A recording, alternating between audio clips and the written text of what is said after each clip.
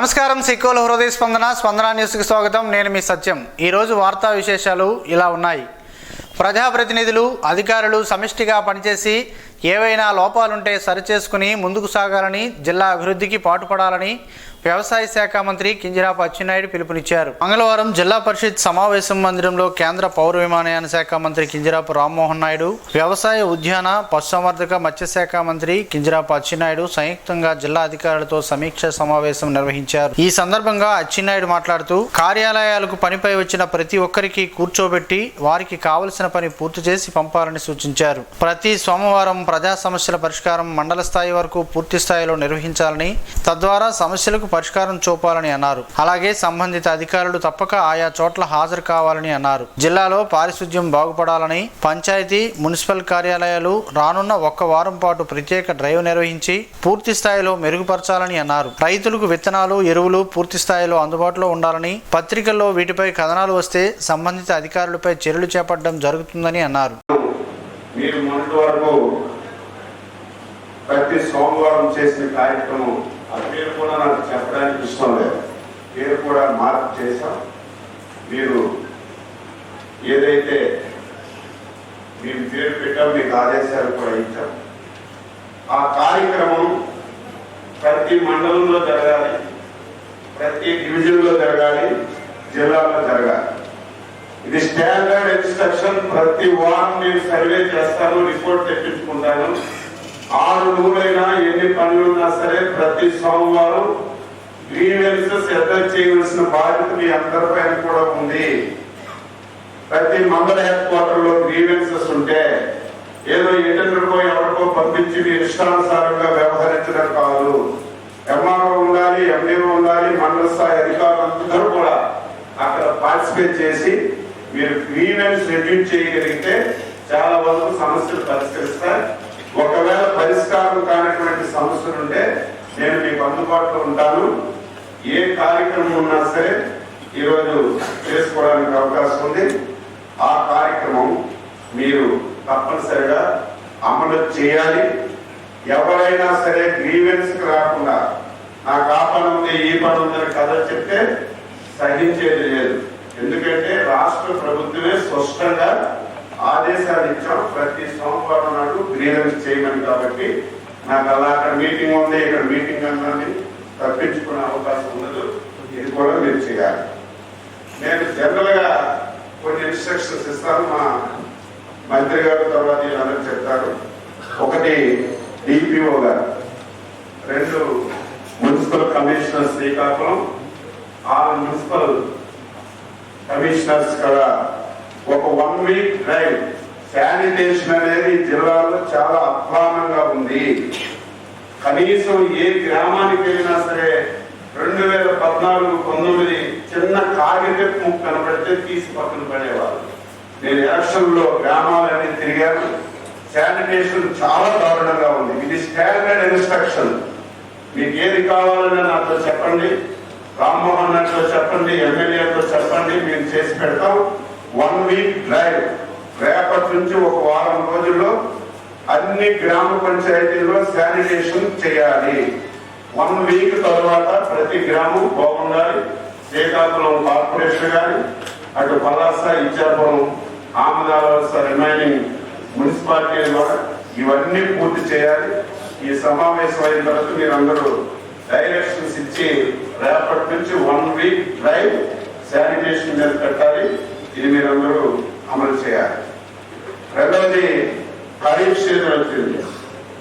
ప్రధానమైనటువంటి రైతాంగం అదృష్టం కొద్ది చంద్రబాబు నాయుడు గారు ఒక అచంచలమైనటువంటి విశ్వాసంతో శ్రీకాకుళం జిల్లాలో 90% మంది ప్రజలకు సేవ చేసే అవకాశం నాకు ఇచ్చారు.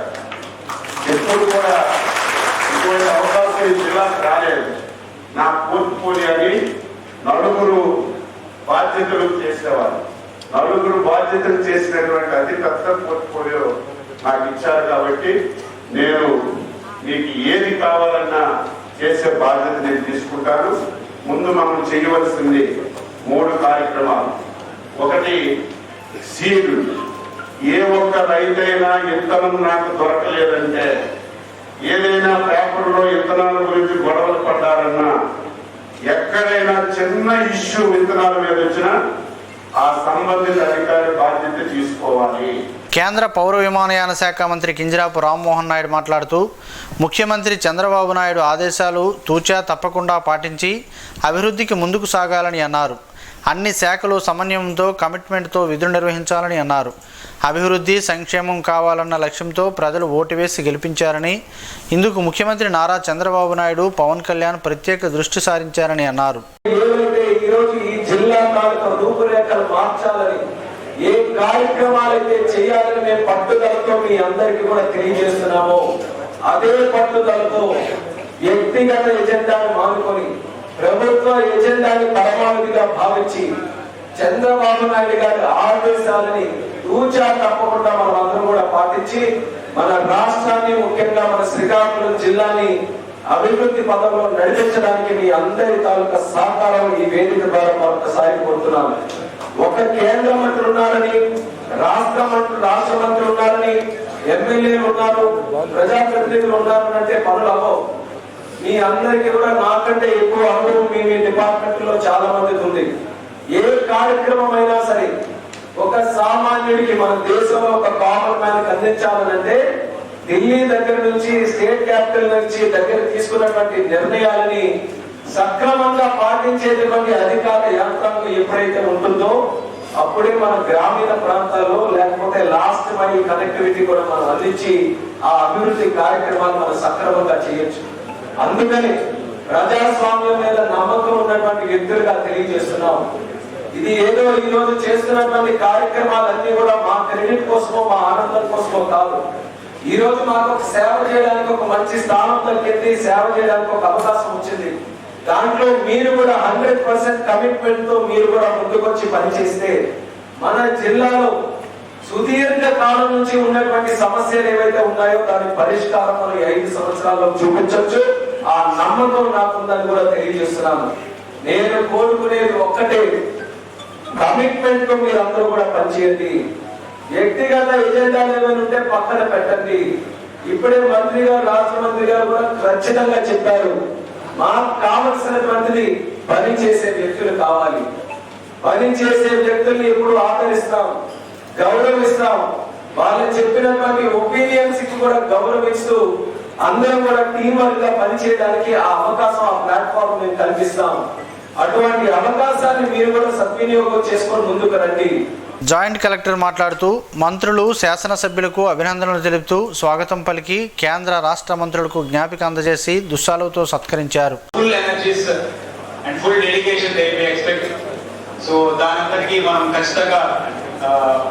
నెరవేర్చే విధంగా 100% కమిట్మెంట్ ఇస్తాము అనేసి మన పని ద్వారా చెప్పాల్సిన అవసరం ఎంతైనా ఉంది. ఈ కార్యక్రమంలో శాసనసభ్యులు bug Ramanamurthy, Gouthu Sirisha, Mamidi Govindarao, N Eswararao, Gondu Shankar, Vizianagaram parliament సభ్యులు కలిశెట్టి అప్పలనాయుడు, శాసన మండలి సభ్యులు Vepada Chiranjeevi, SP GR Radhika, municipal commissioner Tameem Ansariya, Tekkali sub collector Noorur Kumar, జిల్లా రెవెన్యూ అధికారి ఎం గణపతిరావు, జిల్లాలో అన్ని శాఖల అధికారులు తదితరులు పాల్గొన్నారు.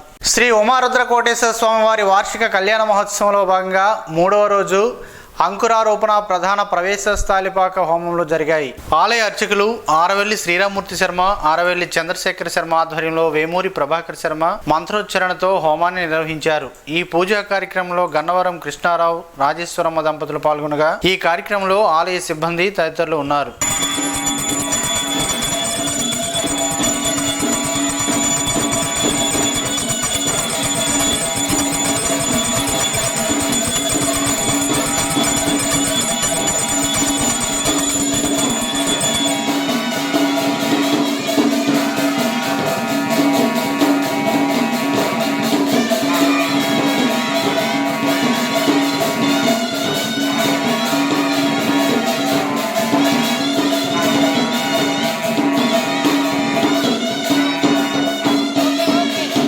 శ్రీకాకుళం శాసనసభ్యులు గొండు శంకర్ జన్మదిన వేడుకలు మంగళవారం జిల్లా తెలుగుదేశం పార్టీ కార్యాలయంలో ఘనంగా జరిగాయి. ఎమ్మెల్యే హోదాలో తొలి పుట్టినరోజు జరుపుకుంటున్న శంకర్ను టీడీపీ శ్రేణులు, అభిమానులు శుభాకాంక్షలతో ముంచెత్తారు. మంగళవారం ఉదయం నుంచే స్వగ్రామం కిష్టప్పేటకు పెద్ద ఎత్తున చేరుకున్న అభిమానులు ఆయనకు శుభాకాంక్షలు తెలియజేయగా అనంతరం జిల్లా పార్టీ కార్యాలయంలో వేడుకలు జరిగాయి. ముందుగా కార్యాలయ ఆవరణలోనే స్వర్గీయ ఎన్టీఆర్ విగ్రహానికి పూలమాలలు వేసి నివాళులర్పించారు. అనంతరం నగర, గ్రామీణ, గార మండలాల నుంచి వచ్చిన నాయకులతో కలిసి కేక్ కట్ చేసి అభిమానులతో పంచుకొని సంబరాలను ప్రారంభించారు. శంకర్ జన్మదినం సందర్భంగా ఆయనకు ఆయుర ఆరోగ్యాలు, అష్టైశ్వర్యాలతో వెలుగొందాలని ఆకాంక్షిస్తూ వేద పండితులు వేదాశీర్వచనం అందజేశారు. కాగా తమ అభిమాన నేత ఎమ్మెల్యేగా తొలి పుట్టినరోజు వేడుకలు జరుపుకుంటుండటంతో శ్రేణులు, అభిమానులు ఆనందోత్సవాలు వెల్లువెత్తాయి. నియోజకవర్గ నలుమూల నుంచి తరలివచ్చిన వారు గొండు శంకర్కు శుభాకాంక్షలు తెలియజేసేందుకు పోటీ పడ్డారు. పుష్పగుచ్చాలు, పూలదండలతో ముంచెత్తారు. అదేవిధంగా నియోజకవర్గ పరిధిలోని పలువురు అధికారులు,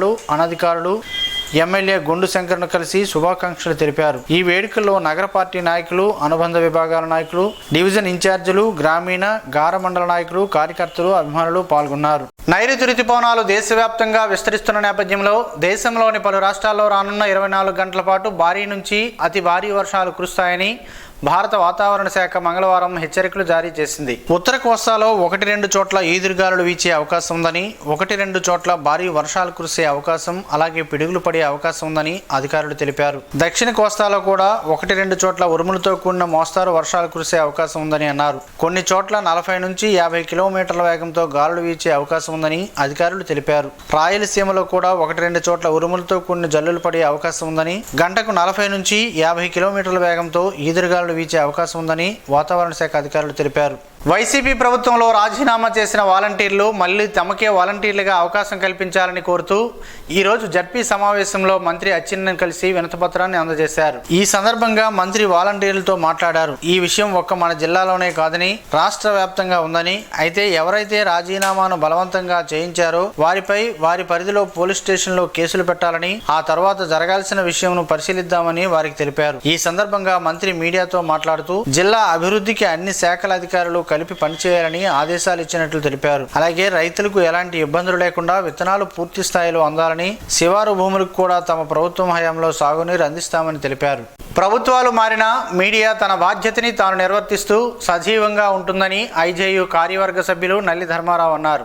మీడియా సజీవమైనదని, శక్తివంతమైనదని, ప్రభావవంతమైనది, బాధ్యతాయుతమైనదని ఏ ప్రభుత్వమైనా గుర్తించాలని ధర్మారావు తెలిపారు. సోమవారం ఉదయం పలాస కాశీబుగ్గ ప్రెస్ క్లబ్ ప్రాంతీయ సమావేశంలో ఆయన మాట్లాడారు. అధికార గర్వం లేదా అహంకార ధోరణితో మీడియాని తనకు అనుకూలంగా మలుచుకోవాలని లేదా నిర్మూలించాలని భావించడం చారిత్రక తప్పిదమని నల్లి ధర్మారావు అన్నారు. నూతనంగా రాష్ట్ర ప్రభుత్వం ఏర్పడిన నేపథ్యంలో జర్నలిస్టుల పాత్ర, వారి సంక్షేమం పట్ల ప్రభుత్వానికి ఉన్న బాధ్యత అనే అంశాలపై ప్రధానంగా చర్చ జరిగింది. జగన్మోహన్ రెడ్డి ప్రభుత్వం జర్నలిస్టుల సంక్షేమాన్ని పూర్తిగా విస్మరించిందని ఈ సమావేశంలో మాట్లాడిన వక్తలందరూ ముక్తకంఠంతో తెలిపారు. సలహాదారుల పేరుతో ఆయనను మీడియాకు దూరం చేశారని విమర్శించారు. నవరత్నాల మేనిఫెస్టోలో జర్నలిస్టులకి ఇళ్ల స్థలాలు అనే అంశం చేర్చి ఆ హామీ అమలు చేయలేదని ఆవేదన వ్యక్తం చేశారు. అక్రిడేషన్ పాలసీకి సంబంధించి అనేక కమిటీలు నియమించి జర్నలిస్టులకు కనీసం న్యాయం చేయలేదని ఆవేదన వ్యక్తం చేశారు. ఏమైనా జర్నలిస్టులకు జరిగితే సంక్షేమం అనేది చంద్రబాబు ప్రభుత్వం నుండి జరిగిందని అభిప్రాయపడ్డారు. తిరిగి వచ్చిన చంద్రబాబు ప్రభుత్వంలో జర్నలిస్టులకు మరింత సంక్షేమం జరుగుతుందని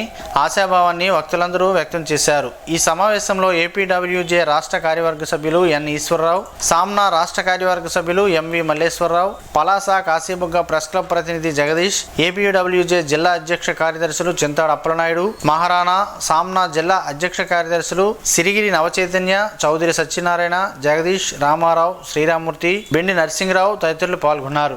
రానున్న 5 నెలల్లో చంద్రబాబు నాయుడు సంపద సృష్టిస్తారని రాష్ట్ర మంత్రి కింజరాపు అచ్చెన్నాయుడు తెలిపారు. మంత్రులుగా బాధ్యతలు తీసుకున్నాక తొలిసారిగా సిక్కోలు జిల్లాకు వారు విచ్చేయగా అభిమానులు, పార్టీ నాయకులు ఘనస్వాగతం పలికారు. ఈ సందర్భంగా స్థానిక ఎన్టీఆర్ మున్సిపల్ మైదానంలో ఏర్పాటు చేసిన సమావేశంలో మంత్రి అచ్చెన్నాయుడు మాట్లాడారు. 2 రోజుల్లో శ్రీకాకుళం నుంచి ఆమ్దాల వలస వెళ్లే రోడ్డు పనులు ప్రారంభమవుతాయని తెలిపారు. కోడి రామ్మూర్తి స్టేడియం పనులు కూడా త్వరలోనే జరుగుతాయని, ఆ బాధ్యతను తాను తీసుకుంటానని తెలిపారు.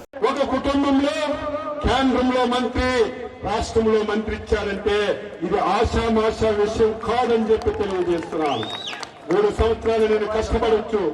ఈ రాష్ట్రంలో మళ్ళీ అధికారంలోకి రావడానికి మీ అందరితో నాది బాధ్యత వచ్చు. కానీ ఒక రాజకీయ పార్టీలో ఆ రకంగా ఇవ్వడం చాలా కష్టం. కానీ ఒక అచంచలమైన విశ్వాసం, ఒక నమ్మకంతో ఇచ్చారు. ఎక్కడ కూడా నమ్మకాన్ని ఒమ్ము చేయకుండా అచ్చెన్నాయుడు వల్ల, రామ్మోహన్ రెడ్డి వల్ల ఒక కార్యకర్త, ఒక నాయకుడు, ఒక ఎమ్మెల్యే బాధపడ్డాడని మాట లేకుండా శక్తి ఉన్నంత వరకు నేను సేవ చేస్తాను, నిరంతరం అందుబాటులో ఉంటాను. ప్రతి వారం వస్తే పార్టీ ఆఫీసులో కూర్చుంటాను ఒక పూట. కార్యకర్తలందరూ రండి, ప్రజలు రండి, సమస్యలు చెప్పండి. ఏదో మీరు చాలా మంది మంత్రులు చూశారు, అచ్చెన్నాయుడు చూడండి, మాట ఇచ్చారంటే పేక కోసుకుంటారు తప్ప మాట తప్పదని చెప్పి. కేంద్ర మంత్రి రామ్మోహన్ నాయుడు మాట్లాడుతూ దేశంలో అత్యంత ప్రతిష్టాత్మకమైన పౌర విమానయాన శాఖను తన చేతిలో ప్రధానమంత్రి పెట్టారని తెలిపారు. జిల్లా అభివృద్ధి కోసం పనిచేస్తానని అన్నారు. మరొక పక్కన రాష్ట్రంలో ప్రజలకి కష్టం వచ్చినప్పుడు పాదయాత్ర చేస్తూ ముందుకెళ్తే ఇటు పాదయాత్ర చేయలేడు, అటు నాన్నతో తోడుగా ఉండలేడు. ఢిల్లీ వచ్చాడు పెద్దలతో మాట్లాడడానికి, మీడియాతో మాట్లాడడానికి. దేశానికి అన్యాయం జరిగినటువంటిది తెలియజేయాలని లోకేష్ అన్న గారు ఉంటే ఆయనకి తోడుగా నేను కూడా ఉండి ఆ కుటుంబం పడినటువంటి బాధ, ఆ కుటుంబం పడినటువంటి ఆవేదన, భువనేశ్వరమ్మ గారు పడినటువంటి ఆ బాధ, అవన్నీ కూడా కల్లారా చూసిన తర్వాత ఈ రోజు దేవుడు ఈ రకమైనటువంటి రిజల్ట్ ఇచ్చింది చంద్రబాబు నాయుడు గారికి న్యాయం చేయడానికేమో అన్నదిగా ఈ రోజు నేను భావిస్తున్నాను. అందుకని చంద్రన్నకి న్యాయం జరిగింది, కానీ కార్యకర్తలకి ఇంకా న్యాయం జరగాలి. ఆ కార్యకర్తలకి న్యాయం చేయడానికే చంద్రన్న ఈ రోజు అన్ని రకాలుగా కార్యక్రమాలు చేస్తున్నాడు. ఆయన అడుగు జాడల్లో మేము కూడా నడుస్తాం. కానీ ఊరికే కక్ష పెట్టుకునే రాజకీయాలు మాత్రం ఎప్పుడు కూడా మేము చేయమన్న హామీ కూడా ప్రజలందరికీ కూడా ఇస్తున్నాం. ఆ అడుగు జాడల్లోనే మేము నిరంతరం కూడా నడిచి ఈ జిల్లాకి అన్ని విధాలుగా మంచి చేసే కార్యక్రమాలు తీసుకొని వస్తామని మళ్ళీ మీ అందరికీ కూడా తెలియజేసుకుంటున్నాం. ఈ కార్యక్రమంలో టీడీపీ నాయకులు, కార్యకర్తలు, అభిమానులు పాల్గొన్నారు. కేంద్ర మంత్రి కింజరాపు రామ్మోహన్ నాయుడిని ఈ రోజు ఆయన క్యాంపు కార్యాలయంలో IIIT డైరెక్టర్ బాలాజీ మర్యాదపూర్వకంగా కలిశారు. ఈ సందర్భంగా కేంద్ర మంత్రికి పుష్పగుచ్చం అందజేసి శుభాభినందనలు తెలిపారు. IIIT నిర్వహణ తదితర అంశాలపై మంత్రికి ఆయన వివరించారు. కేంద్ర మంత్రిని కలిసిన వారిలో పరిపాలనాధికారి Muniramakrishna, dean Mohan Krishna, finance officer Asirinaidu, dean welfare Gedela Ravi తదితరులు ఉన్నారు. శ్రీకాకుళం జిల్లాలో గల కోర్టుల నుండి ఎంపిక చేయబడిన న్యాయవాదులకు మధ్యవర్తిత్వంపై అందించనున్న 40 గంటల శిక్షణను సద్వినియోగం చేసుకోవాలని జిల్లా న్యాయ సేవాధికార సంస్థ అధ్యక్షులు జునైద్ అహ్మద్ మౌలానా సూచించారు. సుప్రీంకోర్టు మధ్యవర్తిత్వం సంధి ప్రాజెక్టు కమిటీ MCPC 18/6/2024 నుండి 22/6 వరకు మధ్యవర్తిత్వ భావన మరియు సాంకేతికతలపై 40 గంటల మధ్యవర్తిత్వ శిక్షణా కార్యక్రమంలో భాగంగా మొదటి రోజు శిక్షణా కార్యక్రమం మంగళవారం కోర్టు భవనంలో నిర్వహించారు. ఈ సందర్భంగా DLSA అధ్యక్షుడు మాట్లాడుతూ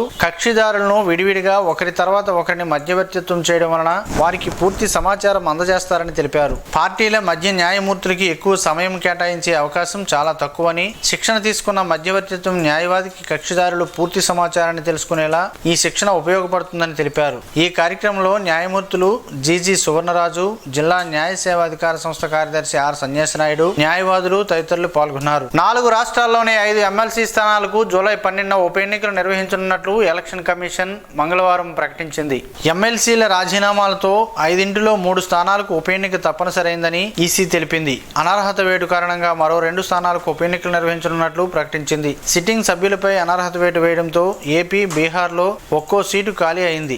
ఏప్రిల్లో వైఎస్ఆర్ కాంగ్రెస్ పార్టీ ఎమ్మెల్సీ షేక్ మహమ్మద్ ఇక్బాల్ పార్టీకి రాజీనామా చేయడంతో ఏపీ శాసనమండలిలో మరో స్థానం ఖాళీ అయింది. రైతులకు అన్ని విధాలుగా టీడీపీ ప్రభుత్వం అండగా నిలుస్తుందని శ్రీకాకుళం ఎమ్మెల్యే గొండు శంకర్ అన్నారు. మంగళవారం సింగపురం 3 RBKలో రైతులకు వరి విత్తనాలను గొండు శంకర్ చేతుల మీదుగా పంపిణీ చేశారు. ఈ సందర్భంగా ఆయన మాట్లాడుతూ 80 క్వింటాలు వరి విత్తనాలు అందుబాటులో ఉన్నాయని, వరి విత్తనాలు ప్యాకెట్పై 300 రూపాయలు సబ్సిడీ ప్రభుత్వం ఇస్తుందని అన్నారు. ఈ కార్యక్రమంలో ADA బగ్గు రజని, వ్యవసాయ అధికారిని M Usha Kumari, AEO Naidu, BAA Ashok తదితరులు ఉన్నారు.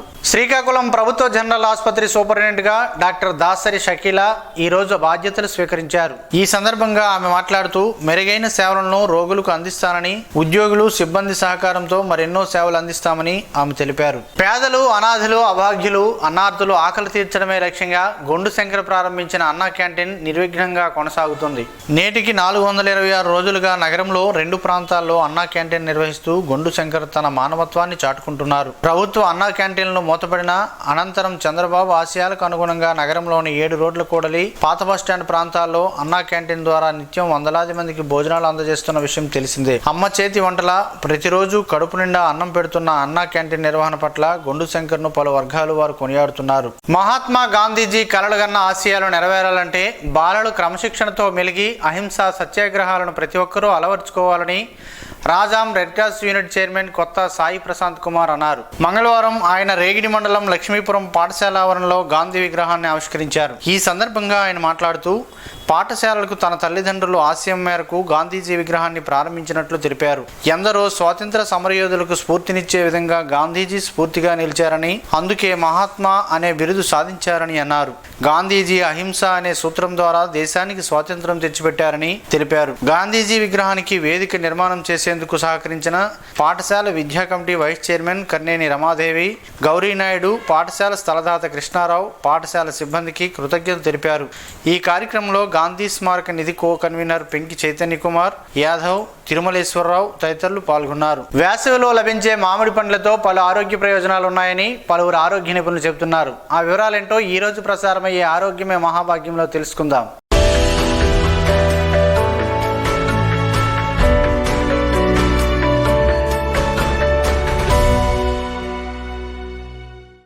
పండ్లలో రాజు మామిడి పండు అయితే వేసవిలో మాత్రమే లభించే ఈ పండు తినడం వల్ల కలిగే ఆరోగ్యకరమైన లాభాలు తెలుసుకున్న తర్వాత ఈ సీజన్లో దొరికే మామిడి పండును మాత్రం మిస్ కారు. ఈ పండు మంచి రుచిని మాత్రమే కాకుండా అనేక ఆరోగ్య ప్రయోజనాలు కలిగి ఉంది. ఇది క్యాన్సర్తో పోరాడడంలో సహాయపడుతుంది.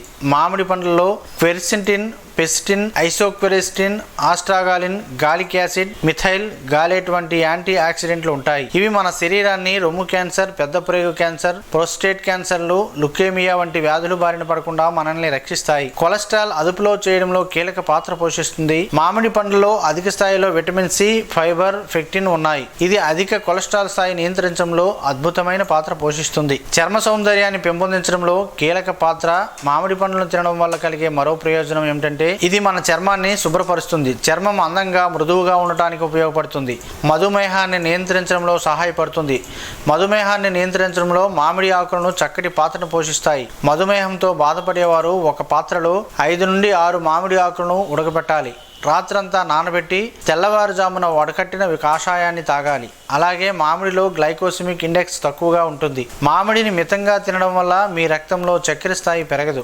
శరీరాన్ని ఆల్కలైజ్ చేయడంలో సహాయపడుతుంది. మామిడి పండ్లు టార్టరిక్, మాలిక్ యాసిడ్తో సమృద్ధిగా ఉంటాయి. సిట్రిక్ యాసిడ్ కూడా ఈ పండులో పుష్కలంగా ఉండటం వలన ఇది మన శరీరంలోనే క్షార నిల్వలను నిర్వహించడానికి సహాయపడుతుంది. బరువు తగ్గడానికి ఒక మార్గం. మామిడిలో చాలా విటమిన్లు, అవసరమైన పోషకాలు పుష్కలంగా ఉన్నాయి. దీంతో మనం ఒక్క మామిడి పండు తింటే కడుపు నిండిన అనుభూతి కలుగుతుంది. అలాగే ఇందులో ఫైబరస్ కంటెంట్ చాలా అధికంగా ఉంటుంది.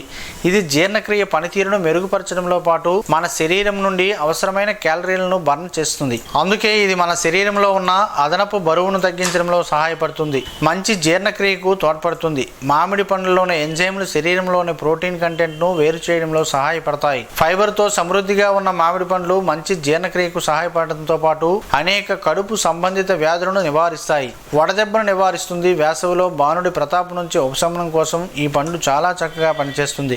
దీన్ని తినడం వల్ల మన శరీరం తక్షణమే చల్లబడి మనల్ని రిఫ్రెష్ చేస్తుంది. వేసవిలో ఈ సూపర్ ఫ్రూట్ తినడం ద్వారా బాణుడి ప్రతాపానికి చెక్ పెట్టొచ్చు.